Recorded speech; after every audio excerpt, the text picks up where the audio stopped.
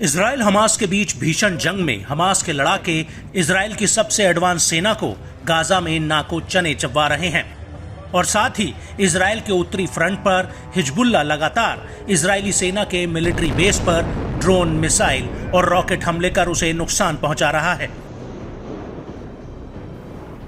जिसके कारण गाजा के साथ साथ लेबनान और इजराइल के बीच भी भीषण युद्ध छिड़ने के आसार साफ नजर आ रहे हैं।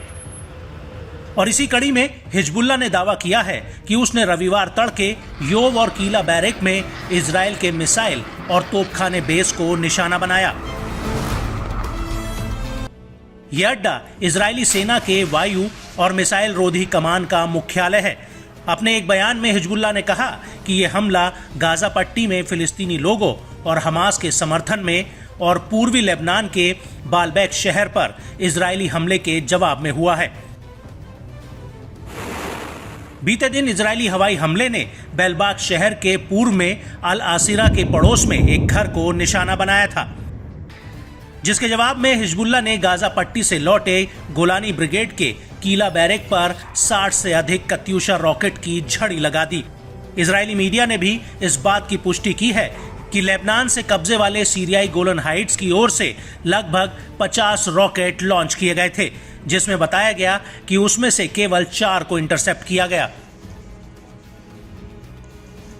साथ ही हिजबुल्लाह ने यह भी दावा किया है कि उसने शनिवार शाम को लेबनान के कब्जे वाले 7 गांवों में से एक अल मलीकिया में इजरायली सैन्य स्थल पर तोपखाने के गोले दागे हैं। इसके अलावा हिजबुल्लाह ने एक और बयान में कहा कि उसके लड़ाकों ने कब्जे वाले लेबनानी गांव कफर चौबा की पहाड़ियों में रुइसेट अल आलम साइट पर तोपखाने के गोलों से हमला किया था। साथ ही लेबनानी गांव ब्लिडा के पास बयात ब्लिडा स्थल पर भी बमबारी की है। हिजबुल्लाह के लड़ाकों ने कब्जे वाले लेबनानी शीबा फार्म्स में अल रडार साइट पर जासूसी उपकरणों को भी निशाना बनाया, जिसमें आईडीएफ को बड़ी मात्रा में नुकसान हुआ है। हिजबुल्लाह ने कहा कि लेबनान के 7 गांवों में से एक होनिन गांव पर, जिस पर इजरायली सेना का कब्जा है, वहां स्थित रमीम बैरक पर भी तोपखाने के गोलों से हमला किया गया है। हिजबुल्लाह का यह भी दावा है कि उसके लड़ाकों ने इजरायली कैफर ब्लम सैन्य स्थल पर 2 आयरन डोम बैटरियों पर 2 आत्मघाती ड्रोन लॉन्च किए, जिससे लक्ष्यों को काफी नुकसान हुआ है।